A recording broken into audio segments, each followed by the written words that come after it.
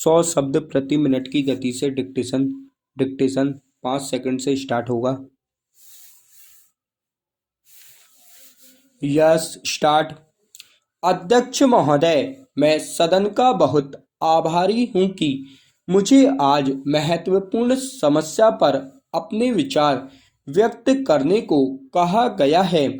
यह तो हम सबको बहुत अच्छी तरह से मालूम है कि देश में आजकल जो संकट की स्थिति उत्पन्न हो गई है, उसके बहुत सारे कारणों में से सबसे बड़ा कारण विद्यार्थियों में अनुशासनहीनता का होना है। क्या कारण है कि आज हर व्यक्ति जब किसी समस्या की ओर समाज का ध्यान आकर्षित करता है तो सर्वप्रथम विद्यार्थी वर्ग का ही उल्लेख किया जाता है। जहां तक मैं समझ सका हूं, इसका दोष हम पूर्णतया विद्यार्थियों को नहीं दे सकते। विद्यार्थी तो उस कच्ची मिट्टी के समान है जिसे कुम्हार जैसा चाहे और जिस शक्ल में चाहे ढाल सकता है।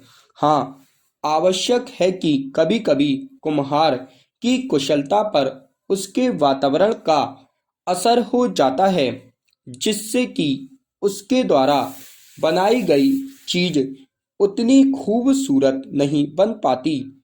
ठीक इसी प्रकार समाज के अंदर कभी-कभी ऐसा वातावरण पैदा हो जाता है जिससे लाख कोशिश होने पर भी वह चीज नहीं बन पाती जिसकी प्रतीक्षा एक अरसे से होती है। विद्यार्थी वर्ग ठीक इसी प्रकार के वातावरण का कभी-कभी शिकार हो जाता है। देश के नेता उसके सामने एक बहुत बड़ा आदर्श उपस्थित करते हैं।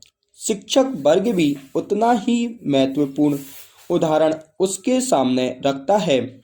माता पिता एवं अन्य संबंधियों का भी असर कुछ कम नहीं होता। जैसे कि मिट्टी को एक खास तापमान की आवश्यकता होती है और यदि उस तापमान में या वातावरण के किसी और हिस्से में कहीं भी कुछ थोड़ी सी भी कमी हो जाए तो कुम्हार की कुशलता में फर्क आ जाता है।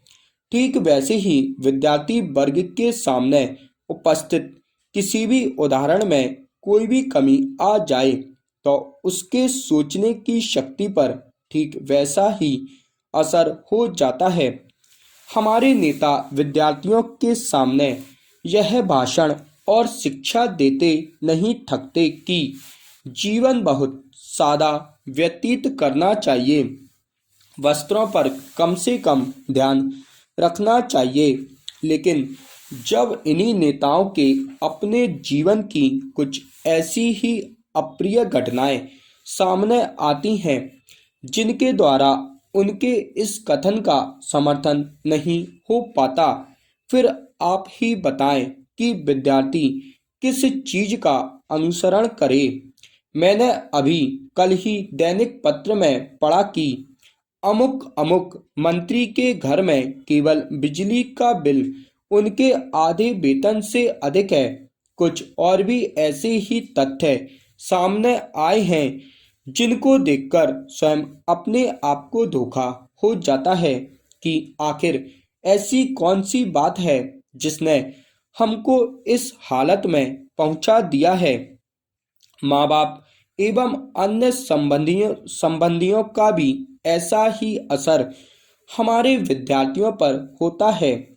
उनके आचरण, उनके व्यवहार और अन्य बातों का उन पर काफी असर पड़ता है। स्टॉप।